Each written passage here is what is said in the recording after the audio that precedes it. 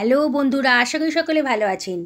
আচ্ছা, আপনারা কি জানেন কাঁঠাল বিচির মধ্যে 1 চামচ সর্ষের তেল দিয়ে অসাধারণ টেস্টি একটা রেসিপি বানানো যায়?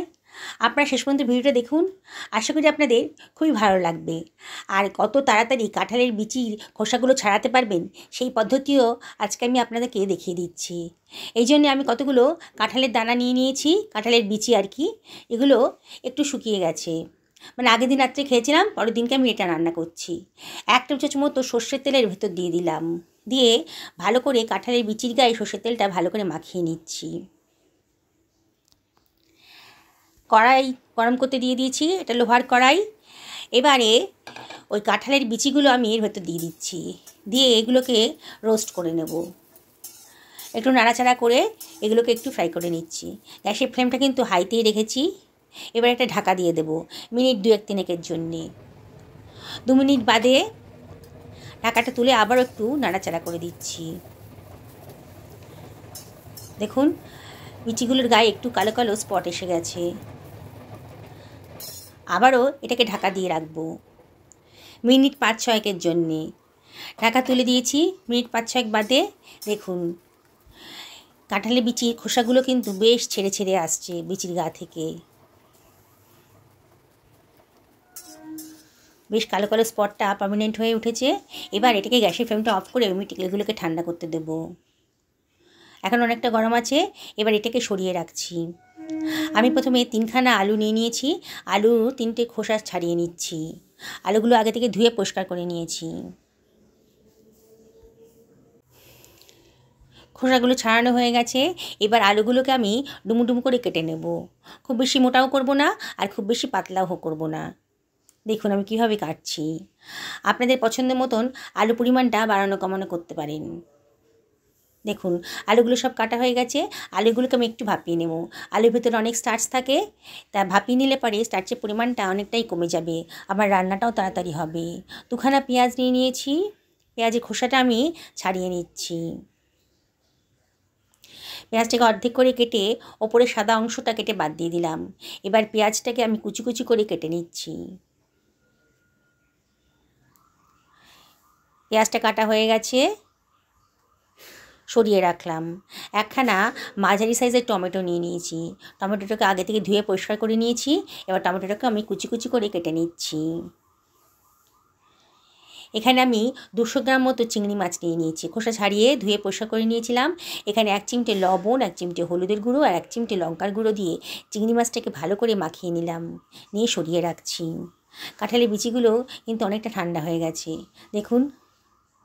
আর অনেকগুলো খোসা কিন্তু একেবারে ছেড়ে এসছে। একটু হাত দিয়ে নখ দিয়ে চাপ দিলে পরেই খোসাগুলো কিন্তু বেরিয়ে আসছে, আর কাঁঠালের বিচিগুলো বেশ নরম হয়ে গেছে। এইভাবে খোসা ছাড়ানো কিন্তু খুবই তাড়াতাড়ি হয়ে যাবে খোসা ছাড়ালে পরে আর কি। দেখুন কত তাড়াতাড়ি খোসাগুলো ছাড়ানো হয়ে যাচ্ছে। এইভাবে আপনারা খুব তাড়াতাড়ি খোসাগুলো ছাড়িয়ে নিতে পারেন। আর এগুলোকে সবগুলো নিয়ে যদি একসঙ্গে চটকে চটকে নেন, তাহলে কিন্তু খুব তাড়াতাড়ি খোসাগুলো বিচির গা থেকে বেরিয়ে আসবে। দেখুন আমি কীভাবে করছি।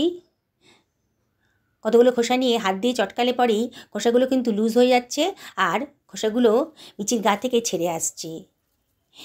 এইভাবে করলে কাঁঠালের বিচি থেকে খোসাগুলো খুব তাড়াতাড়ি আলাদা করা যাবে। দেখুন আমি কীভাবে করছি। আঙুল দিয়ে চাপ দিলেই কিন্তু খোসাগুলো সব ছেড়ে আসছে বিচির গা থেকে। 2-1টা যেগুলো খোসাটা আটকে আছে সেগুলো নখ দিয়ে আপনারা ছাড়িয়ে নিতে পারবেন।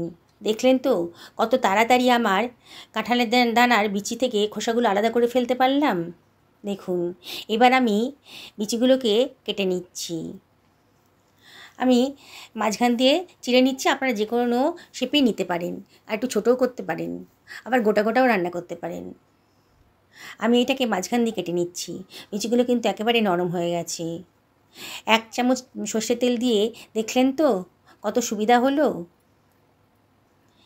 এবারে একটা গ্যাস ওভেনে আমি কড়াই গরম করতে দিয়ে দিয়েছি। 2 টেবিল চামচ সর্ষের তেল দিয়ে দিলাম। সর্ষের তেলের মধ্যে 1 চিমটে লবণ দিয়ে দিলাম, তাহলে সর্ষের তেলের কাঁচা গন্ধটা আর থাকবে না। এবারে আমি ম্যারিনেট করা চিংড়ি মাছটা ভেতর দিয়ে দিচ্ছি, দিয়ে একটুখানি ফ্রাই করে নেব। হাই ফ্লেমেই রেখেছি। হালকা করে চিংড়ি মাছটা ভেজে নেব। একটু নাড়াচাড়া করে দিচ্ছি। চিংড়ি মাছের কালারটা যখন একটু চেঞ্জ হয়ে গেছে তখন এটাকে আমি সরিয়ে রাখছি। এবার ওই তেলের ভেতর দিয়ে দিলাম ভাপানো আলুটা। আমি আগেই বলেছি আলুটাকে আমি ভাপিয়ে নিলাম। 1 চিমটে হলুদের গুঁড়ো আর 1 চিমটে লঙ্কার গুঁড়োর ভেতর দিয়ে দিচ্ছি, জাস্ট কালারের জন্যে। ভাজা হলে দেখতে সুন্দর লাগবে। এবার হাই ফ্লেমে একটু নাড়াচাড়া করে নিচ্ছি।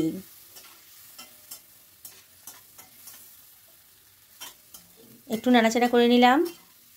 আলুর কালারটা যখন একটু চেঞ্জ হয়ে গেছে কাঁঠালের দানার বিচিগুলো এর ভেতরে দিয়ে দিচ্ছি। দিয়ে সব কিছু আবারও ভালো করে মিশিয়ে নেব। মিনিট খানিক এইভাবে নাড়াচাড়া করে নেব। অনবরত কিন্তু নাড়তে হবে, নাহলে কিন্তু তলায় পোড়া লেগে যাবে। এবার ঢাকা দিয়ে মিনিট 2 লো ফ্লেমে রান্না করে নেব। 2 মিনিট বাদে দেখুন আলুটা আর কাঁঠালের দানাগুলো এগুলো কিন্তু একটু নরম হয়ে গেছে। আলুটা তো ভাপানো ছিল, তারপর একটু ফ্রাই করে নিচ্ছি। এইভাবে ভাপিয়ে নিয়ে ফ্রাই করলে পরে রান্নার টেস্টটা কিন্তু অনেক গুণ বেড়ে যায়। এবার এটাকে আমি সরিয়ে রাখছি। কড়াইটা পরিষ্কার করে তার ভেতর দিয়ে দিলাম 2 টেবিল চামচ মতো সর্ষের তেল। আবারও একটু লবণ দিয়ে দিলাম 1 চিমটা। এবার দিয়ে দিচ্ছি গোটা গরম মশলা আর দিয়ে দিচ্ছি গোটা জিরে 1/2 টেবিল চামচ মতন। একটু ফ্রাই করে নেব। শুকনো একটা গন্ধ বেরোতে শুরু করবে যখন, তখনই আমি এর ভেতর দিয়ে দিচ্ছি কুচানো পেঁয়াজটা দিয়ে একটু নাড়াচাড়া করে নেব। গ্যাসের ফ্লেমটা হাইতেই রেখেছি। পেঁয়াজের কাঁচা ভাবটা যখন চলে গেছে তখন আমি এর ভেতর দিয়ে দিচ্ছি 1 চামচ মতো আদা রসুন বাটা। দিয়ে আবারও সব কিছু ভালো করে মিশিয়ে নিচ্ছি। এবার দিয়ে দেব কুচানো টমেটোটা আর দিয়ে দিচ্ছি 1 টেবিল চামচ মতো লবণ, 1 টেবিল চামচ মতো হলুদের গুঁড়ো, 1 টেবিল চামচ মতো ধনের গুঁড়ো, 1 টেবিল চামচ মতো জিরের গুঁড়ো আর 1 টেবিল চামচ মতো লাল লঙ্কার গুঁড়ো। সব কিছু আবারও ভালো করে মিশিয়ে নিচ্ছি। গ্যাসের ফ্লেমটা একেবারে লোতে রেখে দিয়েছি। এবারে আমি এর ভিতর দিয়ে দিচ্ছি 2 টেবিল চামচ মতো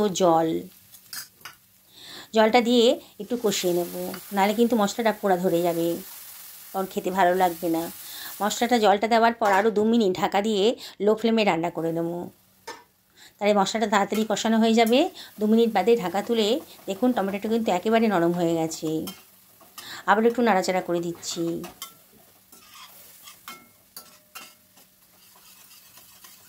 আবারও একটু জল দেব। এইভাবে জল দিয়ে আমি মশলাটাকে ভালো করে কষিয়ে নেব। দেখুন মশলাটা খুব সুন্দর করে কষানো হয়ে গেছে। মশলার গাতে কিন্তু তেলও বেরিয়ে এসেছে। খুব সুন্দর করে মশলাটা কষানো হয়ে গেছে। এবারে আমি এর ভেতর দিয়ে দিচ্ছি ভেজে রাখা আলু আর কাঁঠালের বিচিগুলো।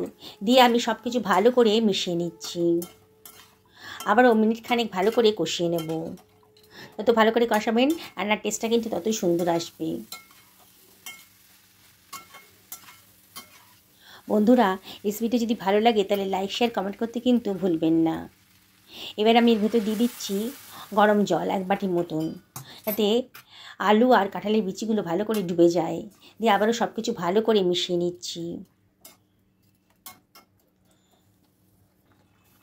কতগুলো কাঁচা লঙ্কা দিয়ে দিলাম। আবার ঢাকা দিয়ে মিনিট 5 রান্না করে নেব হাই ফ্লেমে। 5 মিনিট বাদে ঢাকাটা তুলে আবার একটু নাড়াচাড়া করে দিচ্ছি। আলুগুলো সেদ্ধ হয়ে গেছে। আলুগুলো তো ভাপানো ছিল, তারপর একটু ফ্রাই করা হয়েছে, তাই আলু সেদ্ধ হতে বেশি সময় নেবে না। আমি আরও 1 বাটি জল দিয়ে দিলাম। আপনারা কে কীরকম গ্রেভি পছন্দ করেন সেই অনুযায়ী জলটা দেবেন। এবারে আমি ভেজে রাখা চিংড়ি মাছটাও দিয়ে দিলাম এর ভেতরে। দিয়ে সব কিছু আবারও ভালো করে মিশিয়ে নিচ্ছি। এবারে আমি দিয়ে দিচ্ছি 1/2 টেবিল চামচ মতো গরম মশলা আর হাতে ডলে খানিকটা কসুরি মেথি দিয়ে দিলাম। 1 টেবিল চামচ মতো ঘিও দিয়ে দিলাম, তাহলে দারুণ সুন্দর টেস্ট আসবে। এত সুন্দর টেস্ট হবে না, চিকেন মটনের রেসিপিও এর কাছে ফেল হয়ে যাবে। বন্ধুরা এবার আমি ঢাকা দিয়ে মিনিট 5 রান্না করে নেব লো ফ্লেমে, তারপরে গ্যাসের ফ্লেমটা অফ করে দেব। দিয়ে 2 মিনিট রেস্টে রাখার পর দেখুন আমার রান্নাটা কিন্তু একেবারে কমপ্লিট হয়ে গেছে। দেখছেন তো কত সুন্দর দেখতে হয়েছে। নতুন বন্ধুদেরকে রিকোয়েস্ট করবো আমার চ্যানেলটা সাবস্ক্রাইব করার জন্যে, আর পাশে থাকা বেল আইকনটা অবশ্যই ক্লিক করে দেবেন, তাহলে আমার রান্নার নোটিফিকেশানটা আপনারা চটজলদি পেয়ে যাবেন। পুরনো বন্ধুদেরকে অনেক ধন্যবাদ। তাদেরকে আবারও রিকোয়েস্ট করব, যদি রেসিপিটা ভালো লাগে তাহলে লাইক শেয়ার কমেন্ট করতে কিন্তু ভুলবেন না। আপনাদের একটা লাইক, একটা সুন্দর কমেন্ট আমার কাছে অনেক মূল্যবান। আজকে আমি ভাতের সাথে এটা সার্ভ করে দিচ্ছি। কি বন্ধুরা, কাঁঠালের বিচি রান্নার রেসিপিটা আপনাদের কেমন লাগলো? ভালো লেগেছে তো? আর দেখলেন তো কত তাড়াতাড়ি আমি কাঁঠালের বিচি গা থেকে খোসাগুলো আলাদা করে ফেললাম। তাহলে একদিন অবশ্যই আমার মতন করে রান্না করুন। আর যেদিনকে রান্না করবেন না, আমাকে অবশ্যই কমেন্ট করে জানাবেন যে আপনাদের কীরকম লাগলো রেসিপিটা। দেখুন কাঁঠালের বিচিগুলো কিন্তু একেবারেই নরম হয়ে গেছে, গলে যায়নি, কিন্তু একেবারে সুসিদ্ধ হয়ে গেছে। চিংড়ি মাছ দিয়ে যা সুন্দর খেতে হয়েছে না, কি বলবো আপনাদেরকে। একদিন অবশ্যই বানান আর আমাকে কমেন্ট করুন। সকলে ভালো থাকুন এই কামনাই করি। নমস্কার।